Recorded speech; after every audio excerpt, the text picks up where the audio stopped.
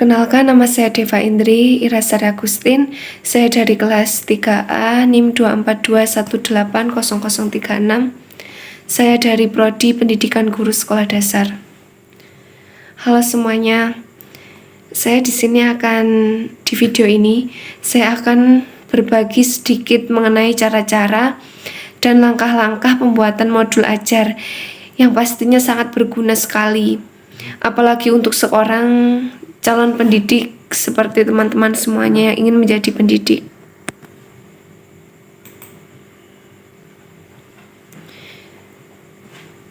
Baik, saya ini sudah menyiapkan modul ajar kurikulum merdeka. Nanti saya juga udah menyiapkan TP itu diambil dari mana? Langsung saja kita mulai. Di sini kita menyiapkan tabelnya terlebih dahulu ya teman-teman.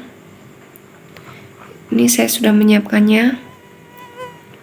Yang pertama ini kita langsung masuk ke informasi umum, yaitu identitas modul. Di sini terdapat nama penyusun.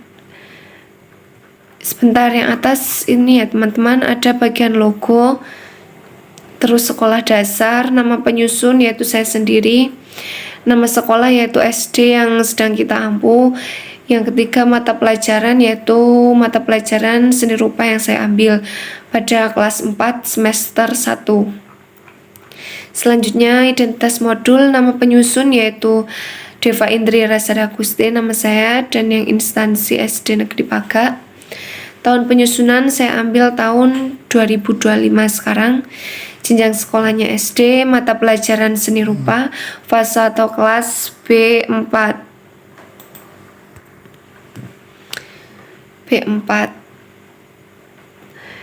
Terus unit 1 kita mengenal dan membuat bendera hias. Subunit 1 mengenal jenis dan fungsi bendera. Alokasi waktunya yaitu 2 jam pelajaran kali 35 menit. Yang kedua ada kompetensi awal. Ini tuh jadi yang sudah dimiliki siswa itu apa saja sih? Yang pertama contohnya seperti peserta didik dapat memahami unsur-unsur seni rupa. Yang kedua, peserta didik dapat mengidentifikasi dan mengklasifikasi bendera berdasarkan bentuk dan fungsinya. Selanjutnya ada elemen-elemen, di sini mencakup capaian pembelajaran. Kita ini mengambil dari yang sudah ditentukan oleh pemerintah atau Kemendikbud ya kalau tidak salah. Selanjutnya langsung saja ke profil pelajar Pancasila. Ini kita lihat atas program pemerintah. Ada 5 ya teman-teman. Yang pertama gotong royong, kedua kreatif, ketiga beriman, bertakwa kepada Tuhan Yang Maha Esa, keempat berkebinekaan global, dan kelima mandiri. Jadi bagian ini tuh kita pilih kira-kira profil pelajar Pancasila mana yang akan sesuai dengan kita gunakan untuk pembelajaran di dalam kelas. Contohnya seperti ini, ada gotong royong yaitu peserta didik belajar untuk bekerja sama dan saling membantu. Yang kedua ada kreatif yaitu dengan cara melatih peserta didik berinovasi dalam mengajukan ide yang berhubungan dengan topik materi. Yang selanjutnya ada beriman bertakwa kepada Tuhan Yang Maha Esa yaitu dengan cara melatih peserta didik berdoa sebelum dan sesudah belajar. Selanjutnya ada berkebinekaan global yaitu dengan cara melatih peserta didik tidak membeda-bedakan teman ketika pembentukan kelompok diskusi atau praktikum. Selanjutnya yaitu ada mandiri. Ini dengan cara sadar diri dan tidak ketergantungan pada teman saat melaksanakan kegiatan pembelajaran. Yang selanjutnya ada sarana dan prasarana atau alat dan bahan. Ini tuh yang dibutuhkan dalam dalam proses pembelajaran ini, misalnya ruang kelas, LCD proyektor, laptop, jaringan internet atau wifi, buku guru dan buku siswa seni rupa kelas 4 serta sumber referensi lain. Dan yang selanjutnya ada alat dan bahannya juga. Ke-1 alat tulis, kedua kertas warna-warni, yang ketiga lem, yang keempat gunting, yang kelima spidol atau pena. Selanjutnya ada target peserta didik, yaitu di sini itu peserta didik reguler. Jadi maksud reguler itu bukan berkebutuhan khusus. Jadi maksudnya pesertanya itu normal semua, tidak ada yang kekurangan suatu hal apapun. Selanjutnya ada jumlah peserta didik, jumlah minimumnya yaitu 20 peserta didik dan maksimumnya yaitu 28 peserta didik. Model pembelajaran. Di sini kita mengambil model pembelajaran yaitu tatap muka. Karena dengan tatap muka otomatis kan siswa lebih bisa memahami materi yang diberikan oleh pengajar. Yang selanjutnya kita langsung masuk ke komponen inti yaitu ada tujuan kegiatan pembelajaran. Yang pertama, peserta didik dapat mengidentifikasi dan mengklasifikasi bendera berdasarkan bentuk dan fungsinya. Yang kedua, peserta didik dapat membangun ide dan rancangan sebuah bendera hias. Yang ketiga, peserta didik dapat membuat bendera sebagai gambaran dari suatu hal, yaitu jati diri, cita-cita, atau suasana hati. Yang keempat, ada peserta didik dapat menjelaskan tentang bendera hias ciptaannya. Selanjutnya ada pemahaman bermakna. Di sini itu dengan melakukan berbagai kegiatan pada pembelajaran ini, peserta didik otomatis kan akan mampu memahami dengan baik bahwa bendera merupakan produk seni rupa yang mengandung unsur desain atau rancangan, warna, komposisi. Selain unsur seni rupa juga mengandung unsur budaya yaitu sebagai lambang identitas suatu negara atau kelompok, gambaran dari sebuah gagasan dan perasaan pembuatannya. Selanjutnya ada pertanyaan pemantik.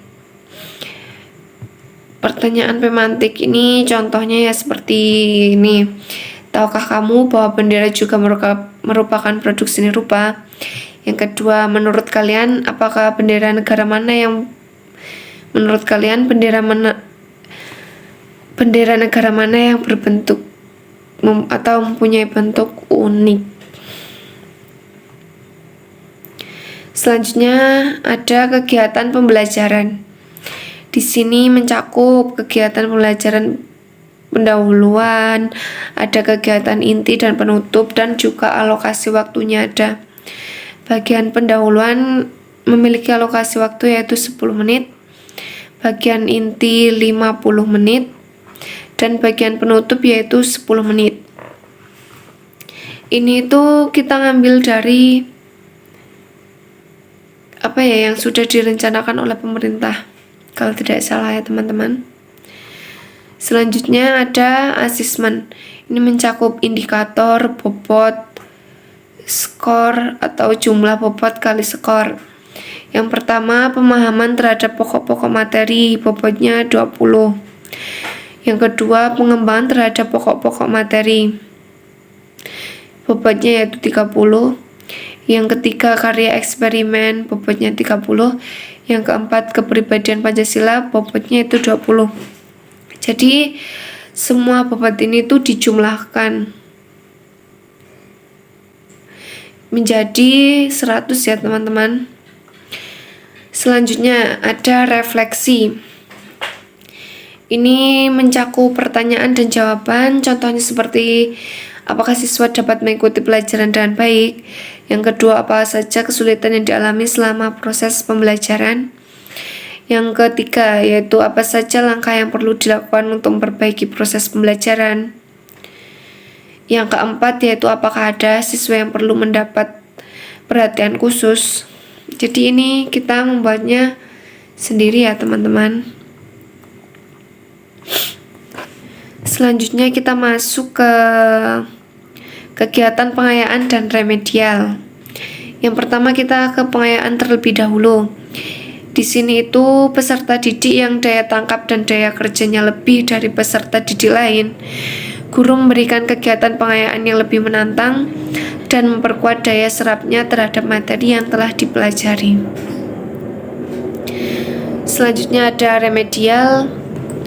Di sini itu peserta didik yang hasil belajarnya belum mencapai target guru, melakukan pengulangan materi dengan pendekatan yang lebih individual, dan memberikan tugas individu tambahan untuk memperbaiki hasil belajar peserta didik yang bersangkutan.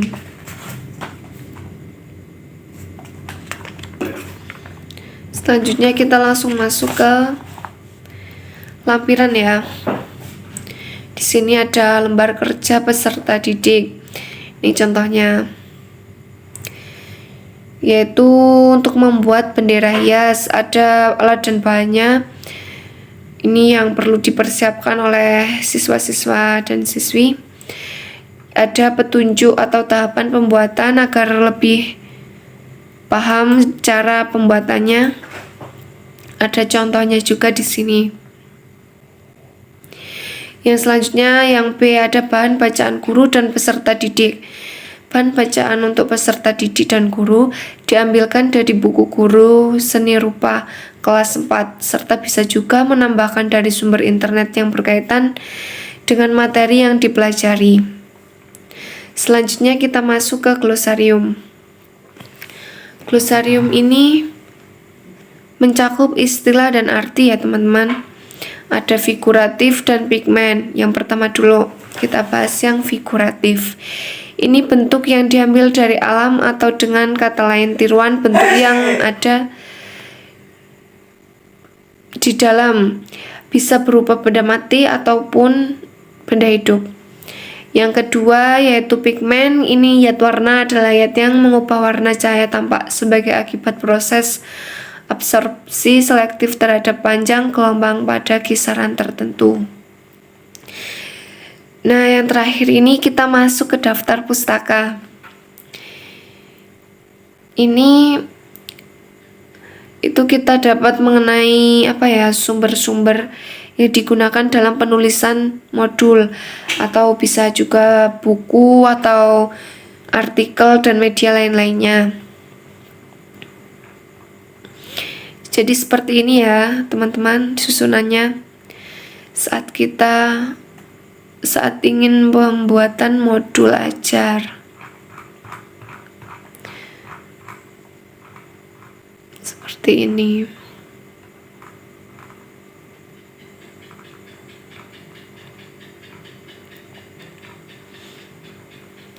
Nah, mungkin itu saja berkaitan dengan modul ajar singkat.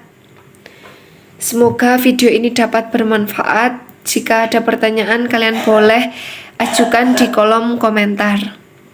Cukup sekian video dari saya. Bila masih banyak kekeliruan yang disengaja maupun tidak sengaja, saya mohon maaf. Billahi taufiq wal hidayah. Wassalamualaikum warahmatullahi wabarakatuh.